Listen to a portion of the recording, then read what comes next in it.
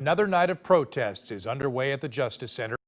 Earlier, a post on social media indicated that some people wanted to turn an area surrounding the Justice Center into an autonomous zone, similar to what's happened in Seattle. KOIN 6's Jennifer Dowling is there right now with a look at the situation and how police have changed their tactics as the protests have evolved. Jennifer? Yeah, Wayne, it seems like they have. First, I'll address the autonomous zone. I haven't seen anything like that happening here tonight. We do have a few people in the crowd that are riled up and chanting, but that's the of what I've seen. So far, we have a peaceful protest out here, and it doesn't look anything like what's happened in Seattle. As for police tactics, we have seen them change a little bit from when this started a couple weeks ago. More than a week ago, you'll recall, they were using tear gas frequently to clear out the crowds, and it seemed like they were doing it earlier in the night.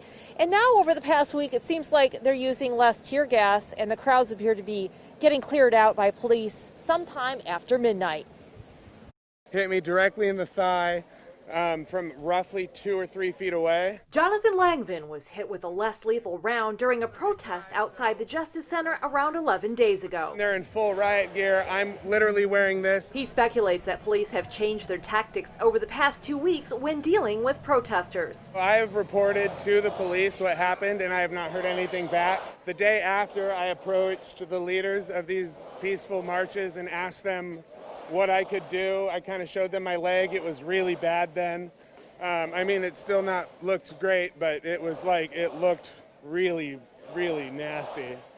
And they told me to show as many people as they can what's happening. No justice, no peace. Jonathan joined in today's Rose City Justice and Black Lives Matter march. Before the group took off, a beautiful design made of flowers, vegetables, and other plants greeted attendees on the steps of Revolution Hall. We love people doing like art stuff here. Today, the peaceful group marched to Cleveland Community Field in southeast Portland. I think it just showcases that we're willing to march anywhere. Although the crowds participating are still large, they've been a little smaller compared to last weekend. It doesn't matter to organizers. It doesn't matter whether it is like 50 of us here or 10K. We're here to make a difference. Organizers say they're working to involve new supporters by marching to new locations daily. I think that's why it draws people in, because we're not going the same route. We're going to different neighborhoods. I think it's really important that we show support to the Black community, our Black peers, our brothers, our sisters, non-binary loves, and just let them know that we're here for them. But I just want to show, especially my own community, my friends, my family, that these protests are not as violent as it may seem